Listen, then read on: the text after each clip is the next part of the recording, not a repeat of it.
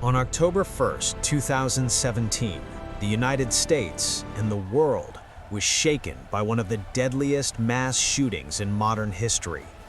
From a hotel room high above the Las Vegas Strip, a lone gunman opened fire on more than 22,000 concertgoers attending an outdoor music festival. Mass shootings, tragically, are not new in American history, but this attack was different. There was no manifesto, no clear political or ideological motive, no warning signs that stood out. And years later, despite thousands of pages of investigation, critical questions still remain unanswered. Who was the shooter? How did he plan and execute the attack with such precision? And why did he do it? Hello, I'm Colin Heaton, former history professor, Army and Marine Corps veteran, and welcome to this episode of History Did That.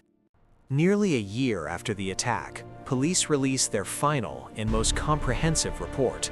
The gunman was 64-year-old Stephen Craig Paddock, a wealthy retiree, real estate investor, and professional gambler. He lived in Mesquite, Nevada, roughly 75 miles northeast of Las Vegas, and was well known to casino operators as a high-roller VIP. Paddock was not a drifter. He was not struggling financially, at least not on the surface, and he had no criminal history. To everyone who knew him casually, he appeared quiet, intelligent, and reserved. On September 25, 2017, 6 days before the attack, Paddock drove his Hyundai Tucson SUV to the Mandalay Bay Hotel and Casino. He checked in to Suite 32135 and later booked the adjacent suite, 32134, in his girlfriend's name. This was no coincidence.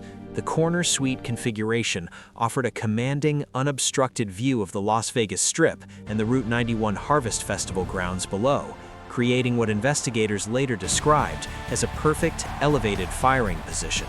Hotel surveillance cameras tracked Stephen Paddock's every movement. He came and went multiple times a day. He used the elevators like any other guest.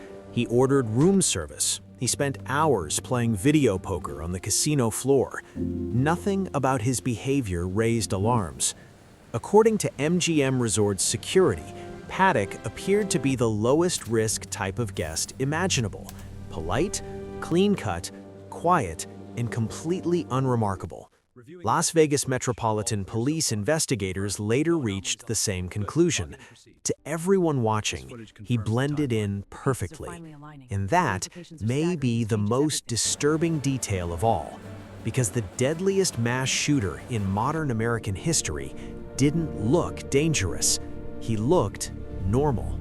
On the evening of October 1st, country music star Jason Aldean stepped onto the stage as the closing act of the Route 91 Harvest Festival. The Las Vegas Strip glowed behind him as more than 22,000 people packed tightly into the open-air venue below Mandalay Bay. It was supposed to be a celebration. Friends laughed, couples danced, phones were raised to capture the moment. At 9:40 p.m., the first notes of the show rang out. The crowd cheered. The night felt electric.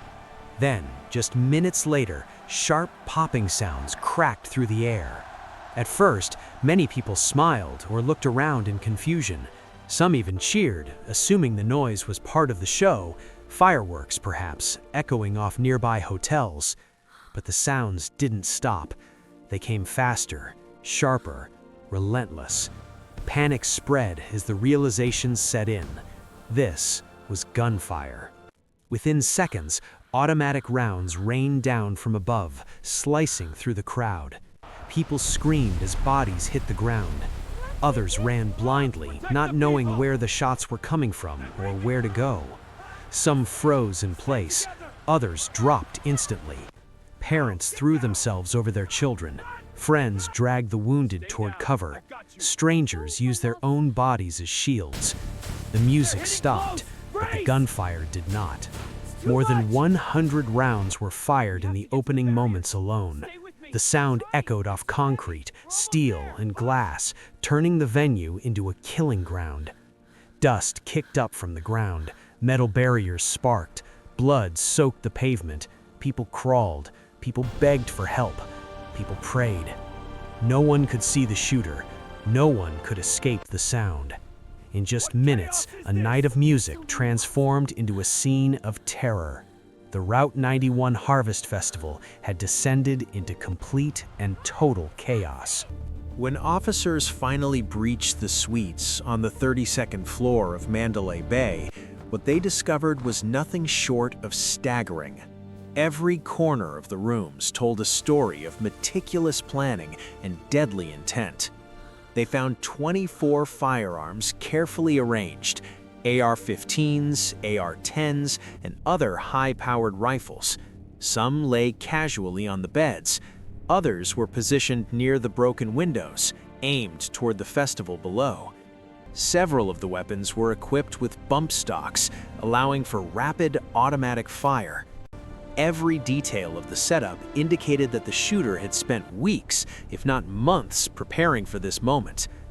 Officers counted over 5,000 rounds of ammunition stacked neatly throughout the rooms.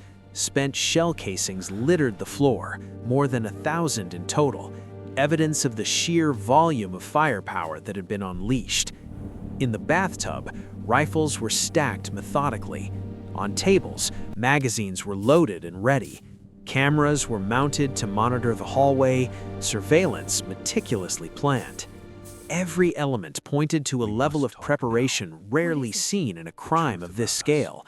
Yet, despite the overwhelming evidence of careful execution, one question remained unanswered. Why?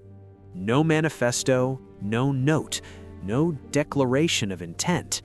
The motive, the driving force behind this horrific attack, remained a mystery. What the officers saw that night was the physical evidence of a massacre, but not the reason behind it. It was a chilling reminder that sometimes history presents us with horrors that defy explanation. Investigators combed through every piece of evidence in the aftermath of the Las Vegas massacre, hoping to find a clue, a reason, anything that could explain why Stephen Paddock carried out such a horrific attack. What they found was nothing. No manifesto, no suicide note, no political, religious, or ideological affiliation. There was no statement, no declaration, no explanation. But his computers told a chilling story. Paddock had conducted extensive research in the months leading up to the attack. He studied open-air concert venues, examining layouts, crowd densities, and vantage points. He researched police and SWAT response tactics, calculating how long it might take officers to reach him. He looked into ballistics, sniper techniques, windage, and bullet drop. Every detail was noted, measured, and considered. He had also been arming himself methodically. In the year before the attack, Paddock purchased nearly 60 firearms, rifles, handguns, and equipment designed for rapid fire, everything he could legally acquire to prepare for a massacre. Financial records added another layer of complexity. Once a man with over $2 million to his name, Paddock's fortune had dwindled to roughly $500,000. Hundreds of thousands had been lost to gambling, and nearly $100,000 had been spent on weapons and ammunition. Was this financial stress a motive? Perhaps, but no definitive connection could ever be proven. Family members painted a troubling picture. Paddock was distant, withdrawn, and increasingly paranoid. Some speculated he may have been struggling with mental illness. One brother suggested that perhaps Paddock's goal was not revenge, not ideology, but notoriety. He wanted to be remembered as the man responsible for the largest number of casualties in modern American history. Yet, despite these theories, no single explanation has ever been confirmed. The Las Vegas massacre remains a chilling enigma, a tragedy executed with precision, but without a clear reason, leaving investigators, survivors, and the world searching for answers that may never come. The state of Nevada officially classified the Las Vegas shooting as an act of terrorism, yet at the federal level, authorities refused to apply that label. This distinction would prove significant in the years that followed. families of the victims filed lawsuits against MGM Resorts, the company that owned Mandalay Bay, claiming negligence and seeking justice. MGM, in turn, argued that under federal terrorism liability, This clause is the key. The signature matches the will. But the date is inconsistent. stretched on for years, causing frustration and heartbreak for the survivors and the families of the 58 lives lost. Finally, after intense negotiations, an $800 million settlement was reached, one of the largest in U.S. history, providing compensation to more than 4,400 victims and relatives. Today, the tragedy is remembered by a quiet, somber memorial on the south end of the Las Vegas Strip. 58 white crosses stand in a row, one for each person who lost their life that night, serving as a permanent reminder of the lives cut short and the lasting impact of that fateful evening. Stephen Paddock left behind no answers, only devastation and confusion. The Las Vegas Massacre remains one of the most shocking and disturbing crimes in modern American history, not just because of the sheer number of lives lost, but because of the silence that followed. There was no manifesto, no political statement, no note to explain why he did what he did. For the families, the survivors, and the nation, the unanswered questions are almost as haunting as the tragedy itself. Why did he choose that day, that place, that crowd? How could someone plan such a calculated act of violence without leaving any clear clue to their motive?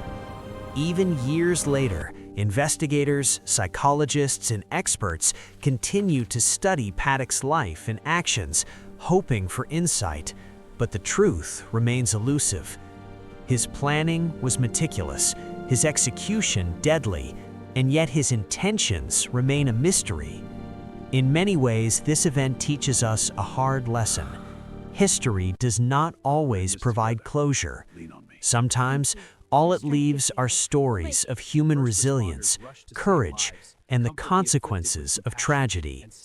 We remember the victims, honor the heroes, and study the events, not for answers that may never come, but to understand, learn, and prevent future disasters. Thank you for watching History Did That. If you found this episode valuable, please like, share, and subscribe. Your support allows this channel to continue producing in-depth historical content. Until next time, remember, history may not always explain, but it always teaches.